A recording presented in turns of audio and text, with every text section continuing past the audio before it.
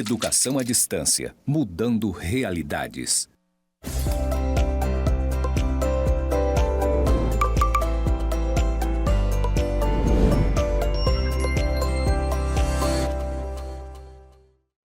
Olá, tudo bem? Seja bem-vindo, seja bem-vinda a mais uma aula da disciplina Currículo e Diversidade do Instituto Federal de Rondônia, campus Porto Velho, Zona Norte.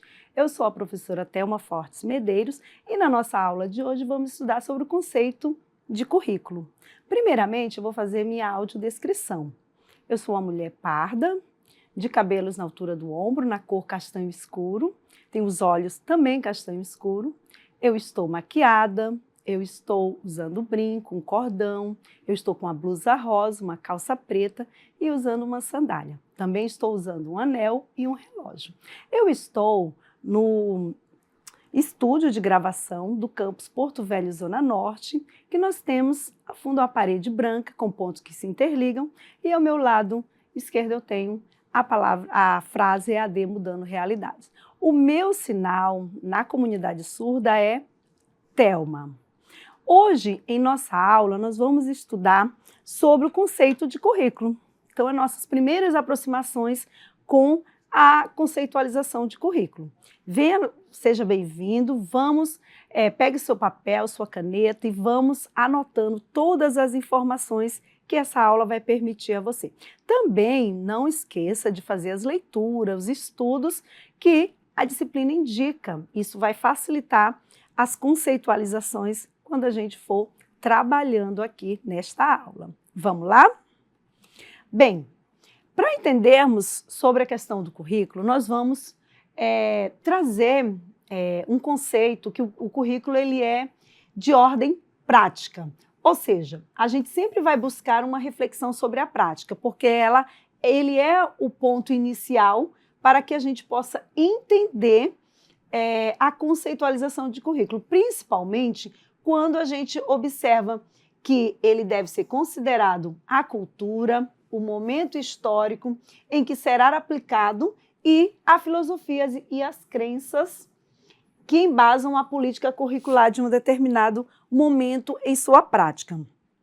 Isso, para nós, nos faz entender que entender o currículo no âmbito escolar, a gente percebe que há uma necessidade de buscar toda a sua conceitualização histórico, filosófico, político e social, a qual ele vai ser inserido, a qual ele vai estar sendo aplicado. Então, se a gente for perceber, claro que os estudos sobre currículos são estudos muito recentes na nossa realidade brasileira e, sobretudo, a partir da década de 30 do século passado, que houve-se uma tentativa de organização dessa parte curricular. Por quê? A gente vai entender o que é esse currículo. O que são esses postulados que são inerentes ao processo de ensinar a aprender? E por que ele é tão necessário a gente desvendar e conceitualizar ele em seus aspectos principais, mas sobretudo os seus aspectos teóricos, mas sobretudo os seus aspectos práticos. Isso faz com que a gente perceba a filosofia daquela escola, a organização da escola, como ela se estrutura para ofertar um processo de ensino e aprendizagem aos seus alunos. Se a gente for verificar um currículo da década de 70, 60, dos anos 40, dos anos 2000, a gente percebe que toda essa variação histórico, filosófico e social interfere na sua organização. E hoje a gente vai trabalhar um pouco, entender ao longo desse processo por que ele foi se modelando, foi se remodelando, foi construindo uma nova vertente para o currículo. E hoje a gente tem um currículo que está posto de que forma? Então vejam só, no seu aspecto etimológico, o currículo ele vem de uma expressão latina que significa pista de corrida ou a carreira, ou seja, é todo a carreira construída, a carreira percorrida por um sujeito. Então, se a gente for trazer esse termo etimológico do currículo para a escola, a gente vai verificar que a criança, ao entrar na escola, ao ingressar na escola, ela vai fazer uma corrida, uma carreira em todo aquele seu percurso até chegar lá ao término da educação básica. E interessa-nos saber o que ela tem que aprender nesse período. Então, tudo que vai estar sendo organizado, tudo que vai estar sendo posto para que essa criança que entra lá na fase, né, da educação infantil, até sair no período já jovem, com 15 anos, 16 anos, que ele encerra o ensino médio, a gente vai perceber que ele percorreu, ele fez um percurso. Então, todo esse percurso é uma trajetória curricular que esse aluno vai perpassar. Então, interessa-nos saber que nessa organização dessa proposta curricular, a gente há de considerar os aspectos filosóficos, psicológicos, sobretudo do desenvolvimento e da aprendizagem, os aspectos sociais, políticos, que estão e que são inerentes a todo esse período em que essa pessoa vai passar pela escola. Então, sem dúvida que é uma carreira, é um percurso que ele vai correr. Ou seja, no seu conceito bem definido, nos diz que é a expressão de uma concepção de mundo, de homem, de sociedade, que vai estar transcrito nesse currículo, mas diz também respeito à seleção, sequenciação e dosagem da cultura a ser desenvolvida em uma determinada situação de ensino e aprendizagem. Ou seja, cabe a nós pensar que toda essa seleção, toda a organização, toda a sistematização que o aluno vai passar nessa sua carreira, vamos dizer assim, na sua carreira escolar, é um momento em que o aluno ele vai ser, sim, por profissionais, por uma equipe pedagógica que vai dosar, vai selecionar e vai organizar todo o conteúdo que esse aluno deve aprender ao longo da sua carreira.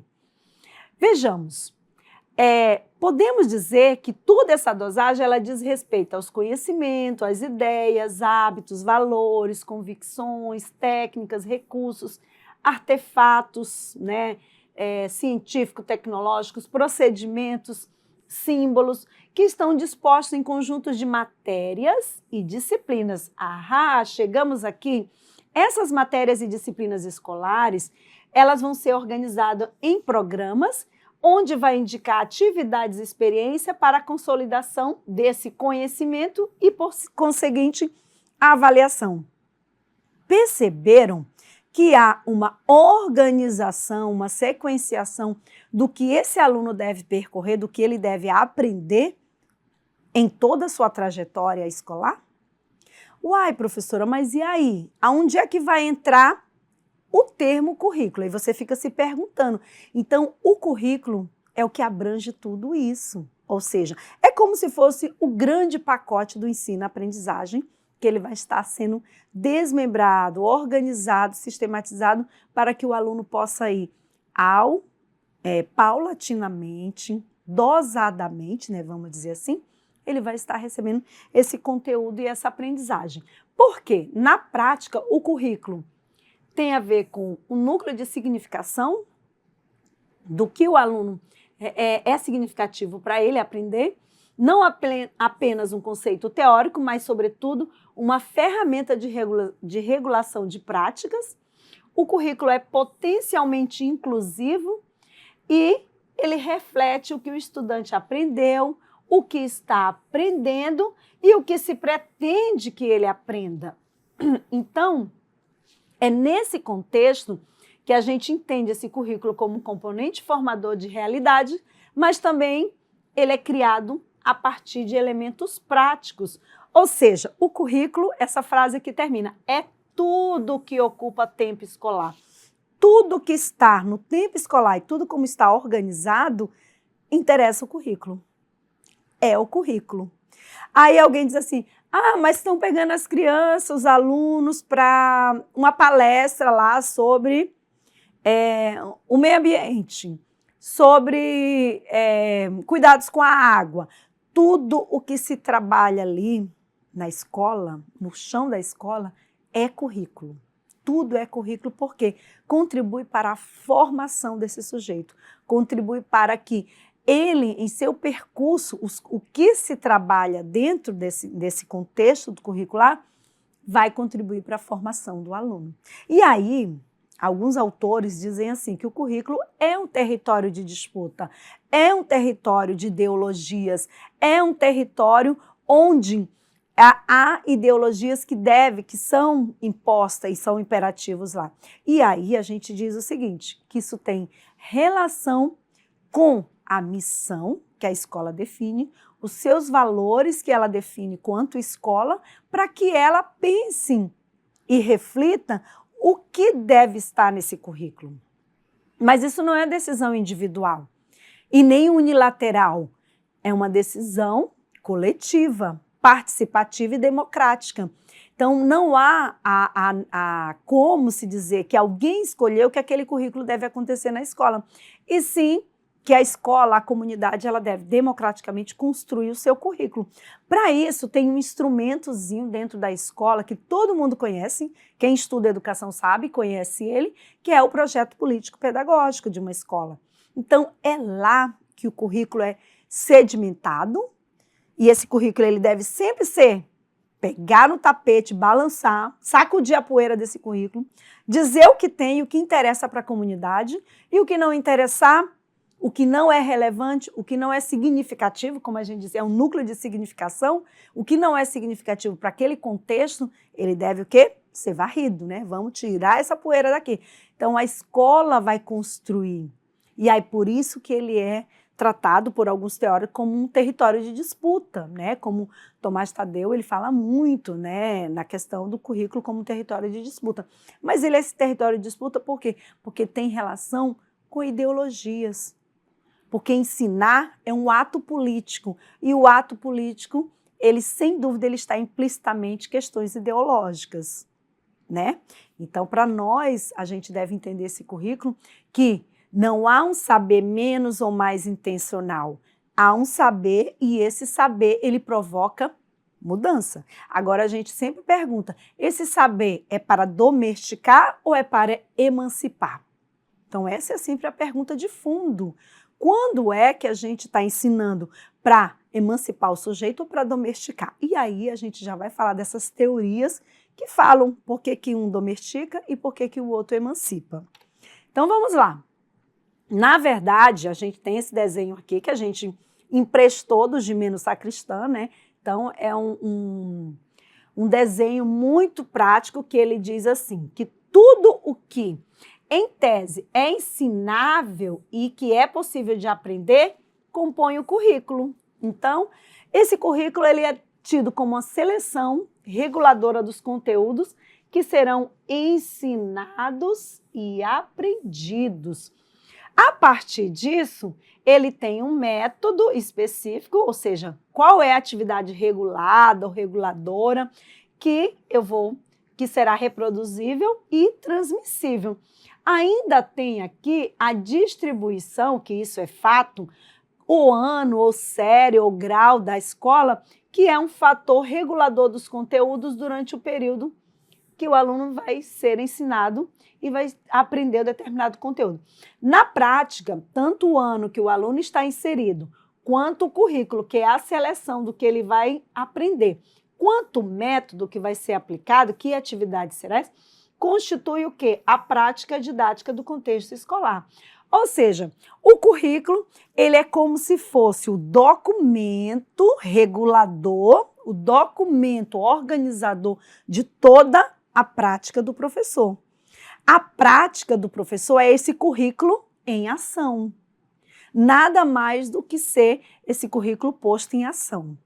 Só que esse currículo, e aí a gente fala assim, que existe uma distância da teoria para a prática, né? Ou seja, às vezes existe uma distância que se alcance realmente o que foi pensado, planejado e o que é posto em prática. E esse currículo ele vai estar inserido no movimento dialético. Teoria, ação, reflexão. Teoria, ação, reflexão. E é nesse movimento que entra aquele documento que eu falei anteriormente, que é o projeto político-pedagógico. Então, esse projeto político-pedagógico, que ele é um documento também, um documento sistematizador de um currículo, ele está sempre sendo reavaliado, reorganizado, refeito, revisto, planejado, replanejado. Ou seja, a ação, teoria, ação e reflexão é uma constante no âmbito da escola. E quando se fala em currículo, é um currículo vivo. E aí a gente sempre busca, a escola precisa ter um currículo vivo na sua essência. Por quê? Porque do que se pensa ao que se quer chegar. Eu pensei, planejei, organizei aqui. Onde que eu quero chegar? E aí eu estou me aproximando de onde eu quero chegar, eu tenho que replanejar. É como se fosse o horizonte, né? O horizonte nem assim, a gente está lá dirigindo um carro, você vê um ponto e diz, nossa, eu estou chegando perto daquele ponto. Aí quando você pensa que está chegando, aí você já tem outro horizonte que é mais longe ainda. Então, sempre, sempre, sempre o projeto político-pedagógico é como o nosso horizonte que vai fazer a gente sempre caminhar, caminhar, caminhar, caminhar mais até chegar a um ponto mais próximo do desejável que a gente espera e que a gente acredita ser o ideal. Até porque o ideal é utopia, né? Então ele não vai existir tão claramente, mas a gente percebe que o que ele tem que nos fazer? Caminhar. É isso que serve, né? Você compreender esse currículo, você compreender esse projeto pedagógico, que ele vai ser um instrumento de movimento dentro da escola. E se você está atento a ele, você não vai querer um currículo morto, você vai querer um currículo vivo, pulsante, que vai fazer com que vocês andem sempre mais e mais. Então, como a gente dizia anteriormente, a Edemerval Saviani traz aqui que o currículo também compreende os programas que dispõem de conteúdos básicos, aqueles conteúdos essenciais, que estão vinculados a cada componente das disciplinas, onde trazem também as suas indicações metodológicas para o desenvolvimento da determinada disciplina, série e tudo. E assim, ele chama a organização curricular, porque supõe que essa organização ela esteja articulada a um trabalho pedagógico, ou seja, essa organização curricular ela vai implicar em mudanças do trabalho pedagógico da escola. Isso é inerente, isso está implícito, isso não tem como a gente planejar uma ação e essa ação ela vai ficar inerte, parada, não, ela vai acontecer em algum momento. E esse momento é quando você se predispõe e se organiza a replanejar suas práticas pedagógicas, né, na organização do trabalho pedagógico. E aí, a gente vai dizer que o currículo é o saber organizado, disposto especialmente o quê? Para esse fim. Ele só tem esse fim, somente esse fim, não pensar em atividade administrativa, técnica, financeira, não. Ele só tem esse fim, o currículo. Compreendem não só aspectos ligados à seleção de conteúdos, mas também referente a métodos, procedimentos, técnicas, recursos empregados na educação escolar, no currículo e na didática. Então, o Saviani ele traz que esse currículo ele é todo envolto no que diz respeito ao ensino e à aprendizagem dos alunos. Como eu disse anteriormente, ação administrativa, financeira, estrutural da escola, não tem relação com essa organização curricular, tá bom? Então, o currículo deve ser entendido como um processo, ele vai estar sempre em multiplicidade de relações abertas ou tácitas, né? Muito operacional, muito prática e em diversos ambientes, que vão da prescrição à ação, das decisões administrativas às práticas pedagógicas, na escola como instituição. Aqui, quando a gente fala, aí eu volto lá àquela questão, a decisão administrativa, ok? Se tiver voltado para a ação pedagógica, por exemplo, a escola é uma decisão administrativa. O que nós vamos fazer com o recurso? Eu vou construir, vamos supor, um refeitório, vou construir a biblioteca, vou construir a secretaria da escola, um prédio administrativo. Não tem nada a ver com o currículo. Mas nós recebemos o recurso e a gente vai aplicar em material pedagógico. É uma decisão administrativa que tem relação com o processo de ensino-aprendizagem. Então, é nesse contexto que as decisões administrativas interessam ao currículo, porque vai trazer benefício. Então, a escola, para elaborar e implementar o currículo, de modo a transformar o ensino, ela precisa sempre refletir sobre grandes questões, como quais teorias do currículo deverá assumir. Agora o negócio pega. Lembra que eu falei lá no começo da aula? O aspecto filosófico, político, social, econômico, cultural, artístico, tudo interessa o currículo? Então, isso tem a ver com a decisão, a opção teórica que a escola vai fazer para a escolha de determinado currículo. E agora a gente vai olhar um pouquinho sobre essas teorias do currículo. Porque o Sacristã, ele nos diz que as teorias do currículo são conjuntos de representações, imagens, reflexões, signos que produzem e descrevem uma realidade sobre o currículo. Então, tudo que está envolto, imagem aqui no sentido imagens, o que a gente projeta, o que a gente vê, o que a gente consegue significar para aquela escola, interessa o currículo.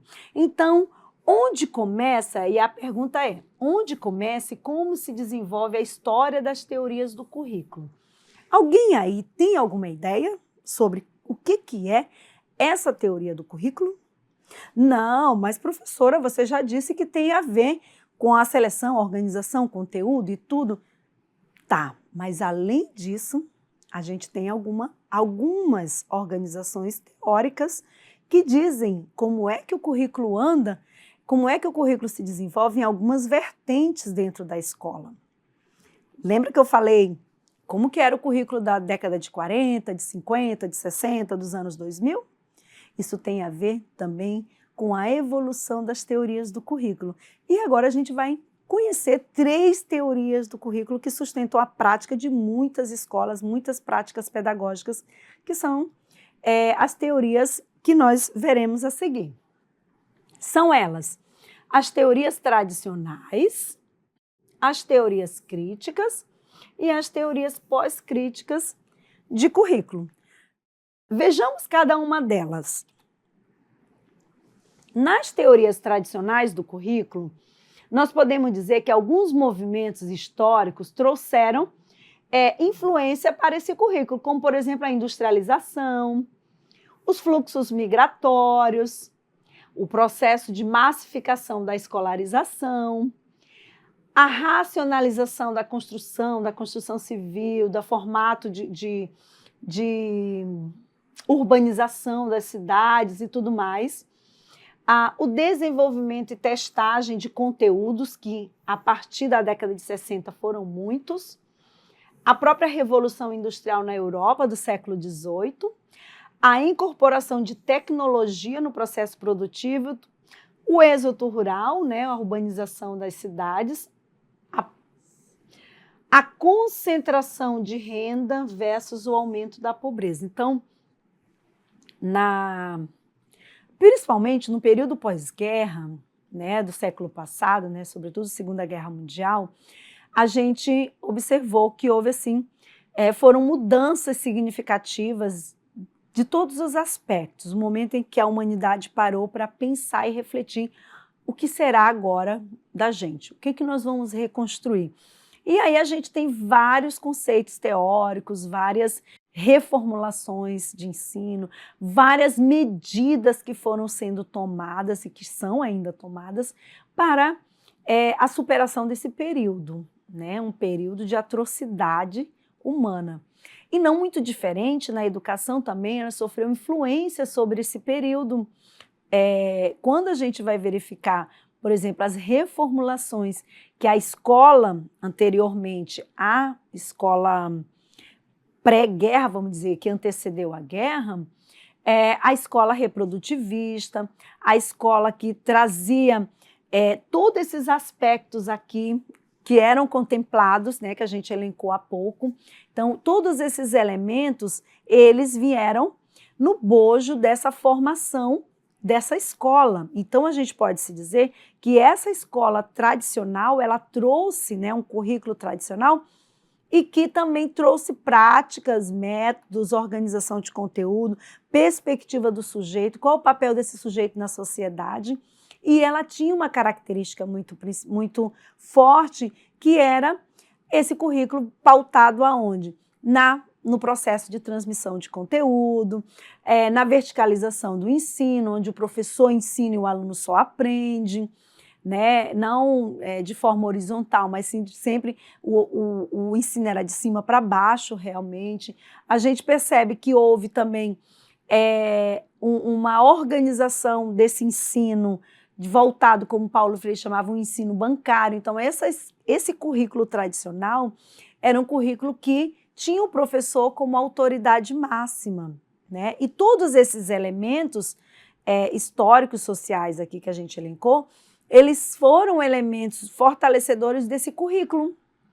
Esse currículo que buscava, de forma engessada, sendo reprodutivista, que o aluno só reproduzisse aquele conhecimento, não questionasse e que ele pudesse aplicar ele lá na prática, no trabalho. Porque ele precisava construir cidade, ele precisava trabalhar na indústria, então ele só tinha que ser uma mão de obra.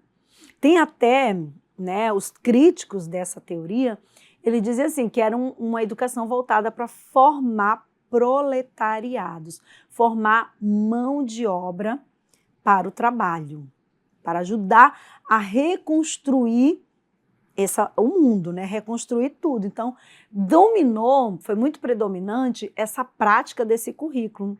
Não diferente no Brasil, a gente também recebeu essa forte influência desses programas. Então, assim, era um ensino realmente voltado nessa linha tradicional de ensino. Vocês leram, né? E aí quem tiver curiosidade também pode ler um pouco as tendências pedagógicas na prática escolar, e aí você vai ver aquela tendência tradicional, que vamos dizer assim, a liberal tradicional, ela vai trazer bem essa característica do que seria esse currículo organizado nessa perspectiva tradicional.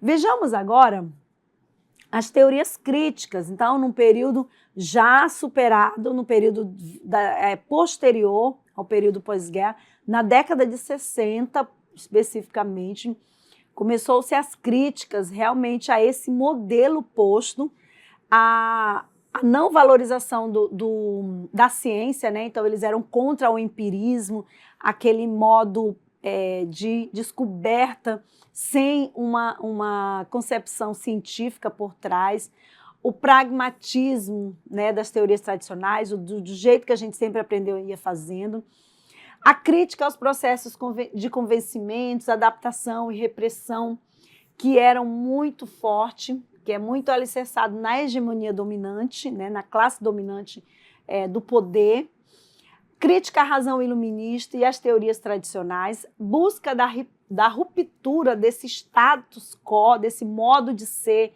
operantes que existia da sociedade.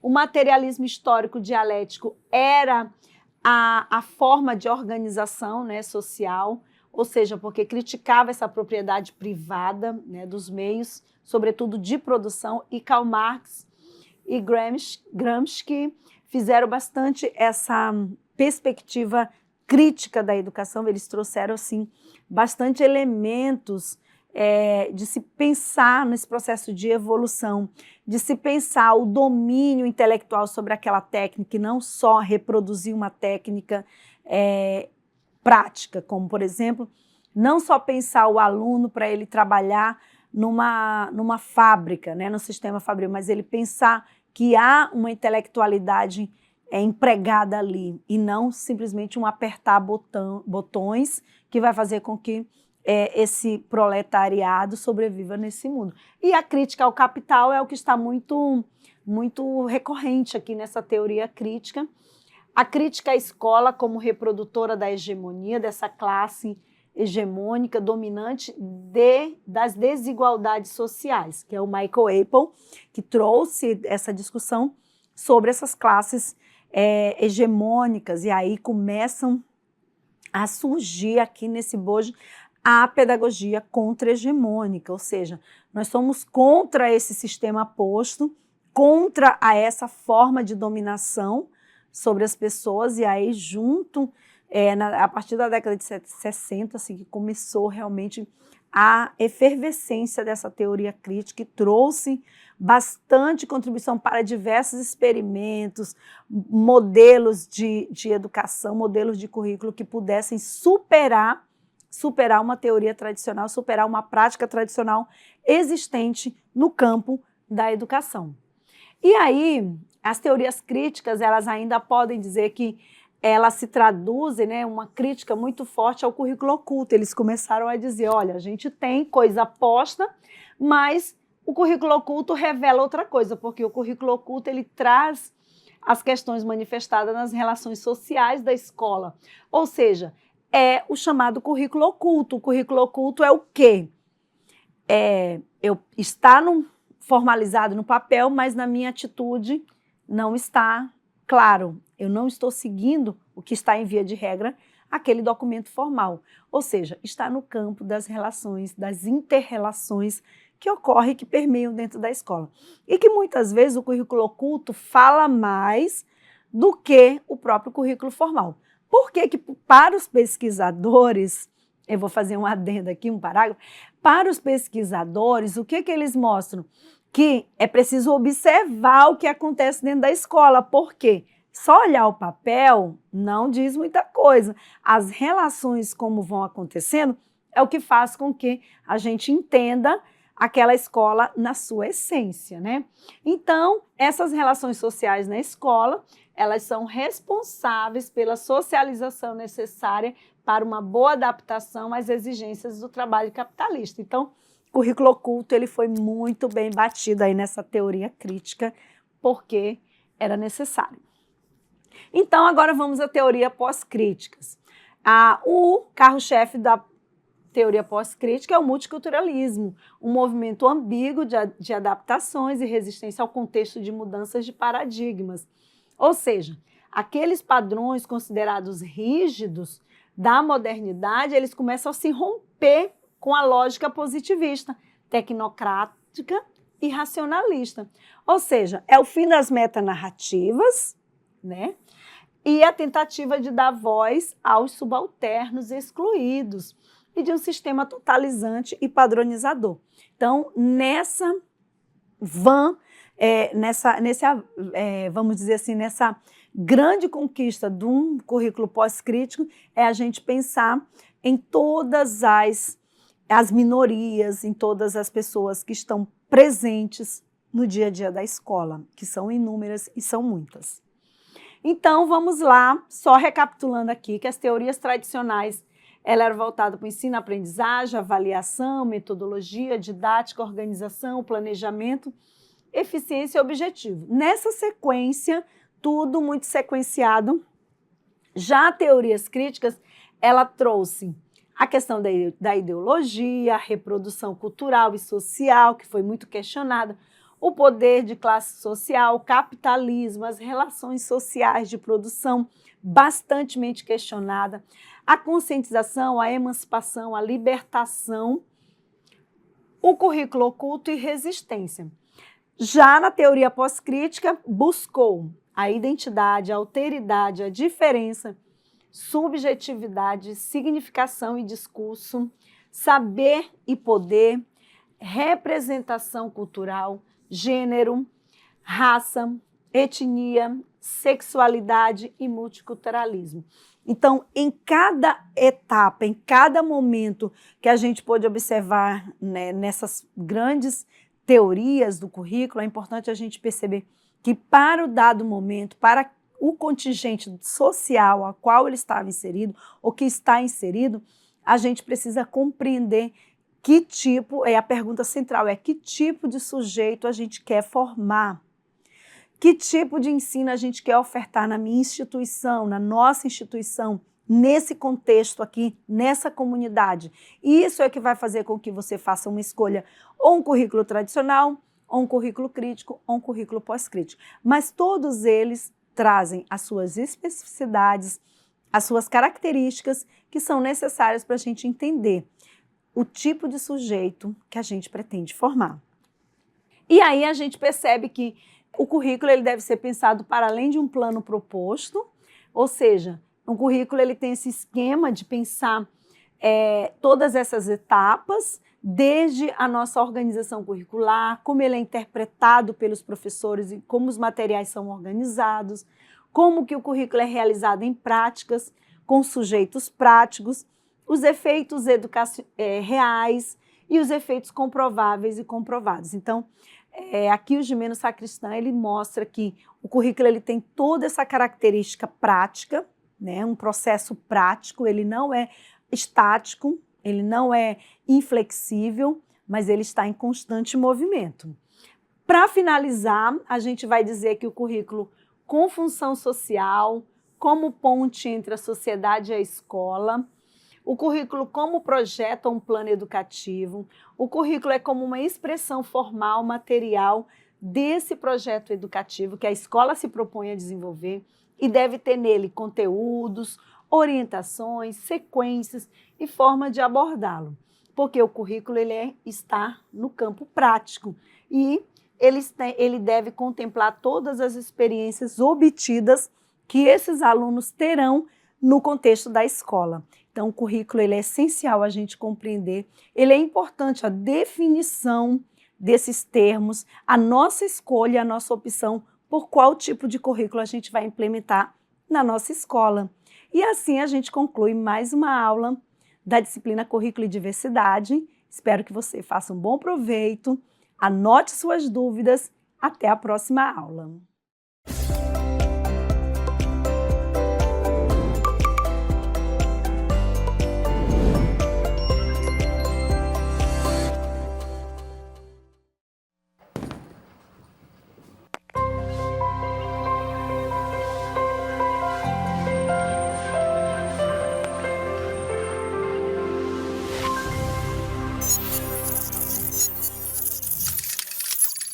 Educação à distância, mudando realidades.